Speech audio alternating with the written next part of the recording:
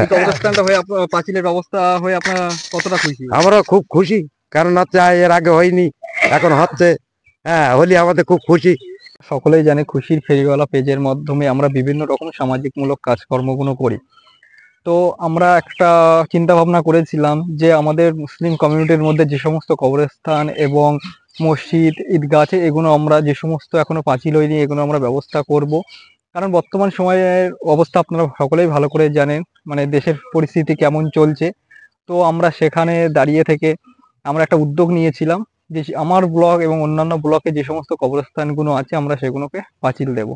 সেই অনুযায়ী আমরা নির্দিষ্ট মানে সরকারি যে নির্দেশিকা আছে সেই অনুযায়ী আমরা প্রায় 12খানা আমরা কবরস্থানের পাঁচিলের জন্য আমরা নবান্নে পাঠিয়েছিলাম। আমরা ইতিমধ্যে 5খানা অনুমোদন পেয়ে গেছি, আস্তে আস্তে আমরা অন্যগুলোও পাবো। তো আমরা চেষ্টা চালাচ্ছি আরো যে সমস্ত কবরস্থানগুলো আছে আমরা সেগুলো পাঁচিলের ব্যবস্থা করব।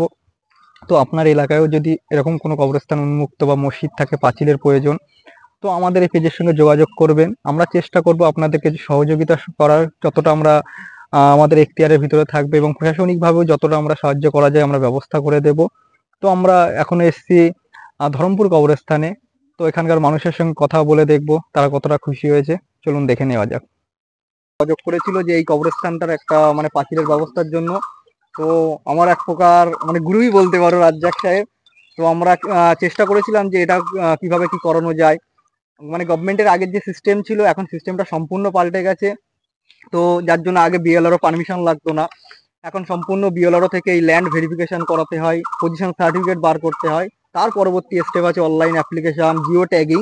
তো আমরা একে একে সমস্ত ধাপ আমরা কমপ্লিট করেছিলাম, করে আমরা ব্লক স্তর থেকে কমপ্লিট করে জেলা স্তর, জেলা স্তর থেকে নবান্ন।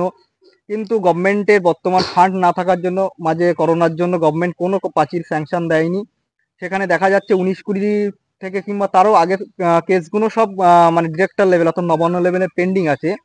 তো আমি রাজ্জাক সাহেব আমরা চেষ্টা করেছিলাম যে আমার ব্লকের কেসগুলো কিভাবে তাড়াতাড়ি করা যায়, কারণ এই সমস্ত উন্মুক্ত কবরস্থানগুলো পাঁচিলের খুবই দরকার। তো আমরা নবান্ন লেভেলে এমডিডাব্লিউ ডিপার্টমেন্টের ম্যানেজিং ডিরেক্টরের সঙ্গেও আমরা কথা বলেছিলাম, এবং আরও নবান্নের আধিকারিকদের সঙ্গে কথা বলে, মাইনরিটি ডিপার্টমেন্টের স্পেশাল সেক্রেটারি সাহেবের সঙ্গে আমরা কথা বলে আমরা এই কবরস্থানটা আমরা স্যাংশন করাতে পেরেছি। গত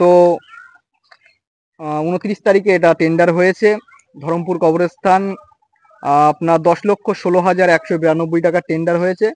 তো এ ব্যাপারে স্থানীয় মানুষজন যারা এখানে আছে তাদের সঙ্গে কথা বলে নেব যে তারা কতটা খুশি, এ ব্যাপারে তাদেরও একটু সাক্ষাৎকার নিয়ে নেব। আমরা খুশি আছি।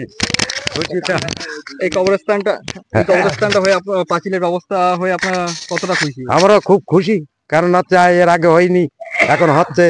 হ্যাঁ, হলি আমাদের খুব খুশি, কারণ হচ্ছে পাঁচিল দিয়ে দিতেই হবে, না দিলে তো আমরা না না, এই যে ধরুন এই কবরস্থানটা আমরা উদ্যোগ নিয়ে, ধরুন আমরা রাজ্য সাহেব উদ্যোগ নিয়ে করেছি, মানে এর বিনিময়ে আপনাদের কাছ থেকে কি আমরা কোনো রকম পয়সা করি বা কিছু না না না না না না না, এটা অনেকে হয়তো ভাবতে পারে যে করছি না না না, কোনো পয়সা করি ব্যাপার না, এখানে কেউ কিছু না।